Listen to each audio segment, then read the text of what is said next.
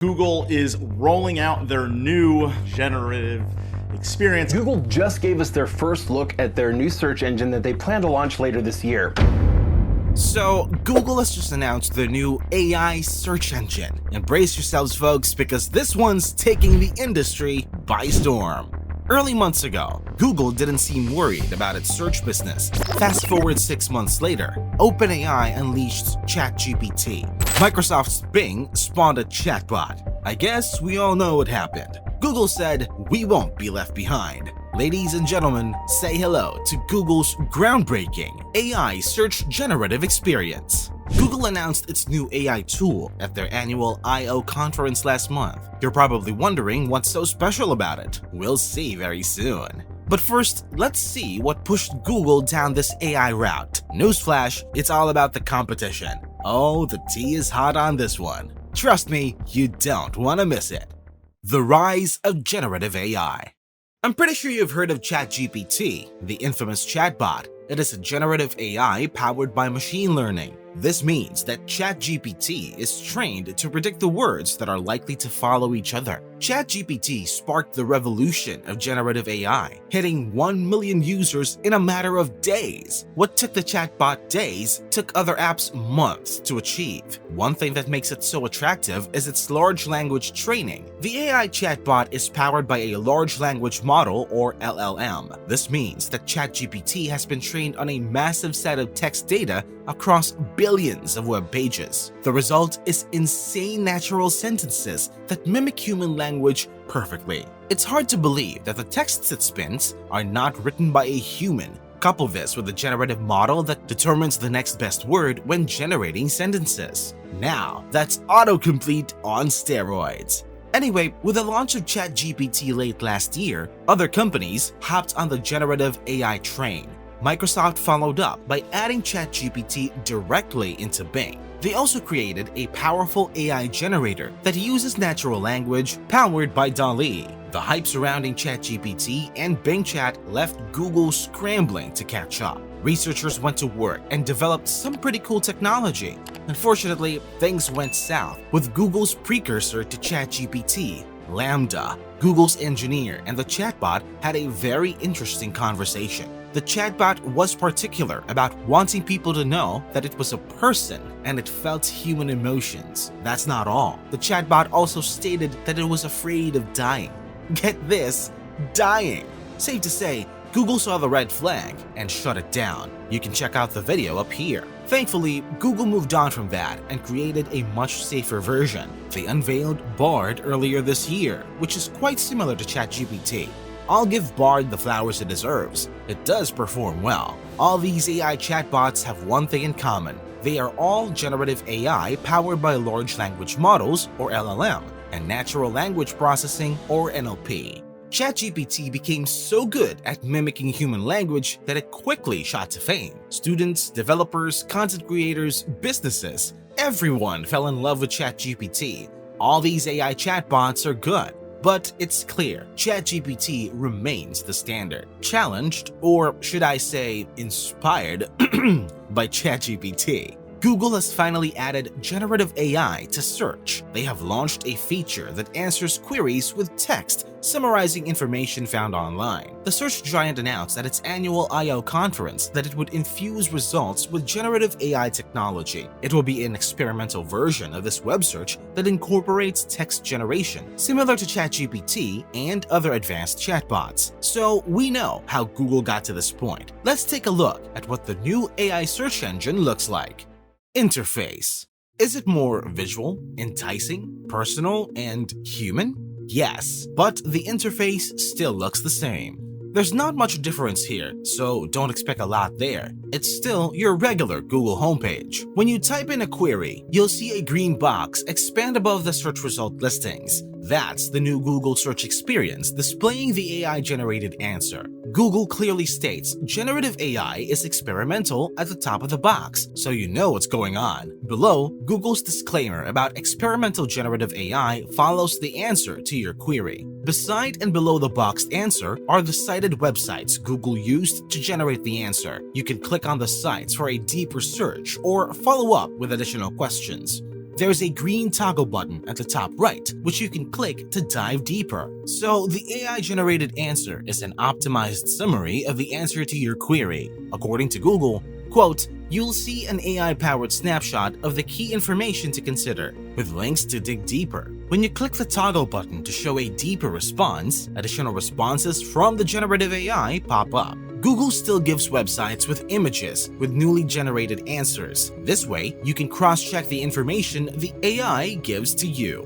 How it works. We just talked about how AI generates its answers to your query. The results in a normal Google search are a list of blue links. But Google Search Generative Experience, or SGE for short, goes further than that. SGE uses AI to answer your questions right on the Google search webpage. As an LLM, Google's SGE is trained on huge blocks of data text across web pages. This is how it gathers information from various websites to give accurate information. But even with this, hallucination has always been an issue with generative AI. AI hallucination.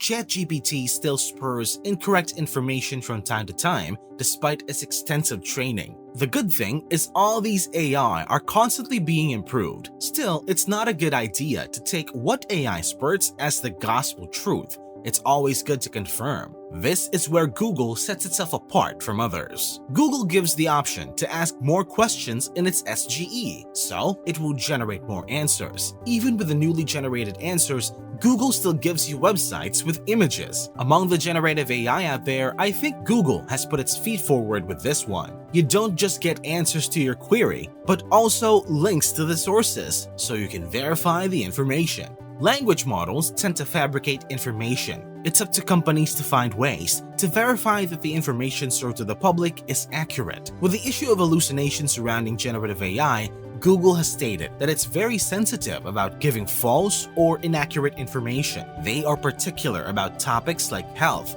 finance, politics, and the like. This is where constraints come in. Constraints.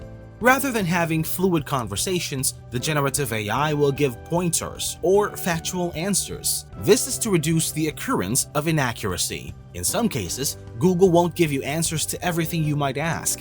That's for safety reasons. Google is trying to up the security with this new version of search, so it will filter answers for safer queries. Let's say you asked a question about giving a child Tylenol. Google won't show the answer to that because it's in the medical space. Ask about different United States abortion laws or if Joe Biden is a good president. Google's generative AI will most likely not answer. It will avoid topics that might be deemed controversial, explicit, or dangerous. Now, for my shopaholics out there, this next one's for you. Shopping with generative AI. If you struggle to make decisions while shopping, like me, Google's new AI search will come in handy. When you type in what you're looking for, you don't just get links or images of the product. The AI search comes up with factors to consider with a lineup of products that fit the bill, so you have options to choose from. You also get product descriptions with up-to-date reviews, images, ratings, and prices. This new generation AI shopping experience is all thanks to Google's shopping graph. It has over 35 billion product listings, making it the world's most comprehensive of constantly changing products. Over 1.8 billion product listings are refreshed in the shopping graph every hour to provide recent, accurate, and reliable results. So, shop away! So, Google's SGE is a generative AI that uses a variety of LLMs, like most recent AI chatbots. Is it the same as Google Bard? Well, Google's new AI search experience no doubt displays qualities like natural language, which Bard has. But the AI search engine was specifically trained to carry out tasks specific to search. Among other things, it identifies high-quality results that corroborate the information contained in the output. The best way to get this is to understand Google's approach to generative AI in search. Google has a 5-point approach: information needs, information quality, safety constraints, ecosystem, and ads. As for information needs, Google sought to streamline the process of accomplishing a task. Their goal was to make the search experience more fluid and seamless. Building on that, they wanted to ensure the AI output was high quality. Then, in the quest to deliver only good quality results, should Google answer politics, financial, or health-related questions? Should they provide fluid or factual answers that users would trust to be 100% accurate? Bear in mind that Google may not always provide accurate answers. Google's AI search is designed to encourage users to dig deeper into the sources. So, when you see the websites, you'd want to go deeper to verify the information you have. That's Google's way of providing traffic and credits to the content source. So, Google's AI search isn't Bard. Bard is more like a showcase of what LLMs can do. The SGE was purposely designed for search and works differently. Accessibility. Google is being cautious with its rollout, so the new AI search engine isn't available to the public yet. However, they're starting with an experiment in Search Labs, which is available in the Google app and Chrome desktop. This is so they can incorporate feedback and improve the experience as time goes on. Access to SGE will begin in the coming weeks. All you have to do is sign up with the lab's icon in Chrome or Google app.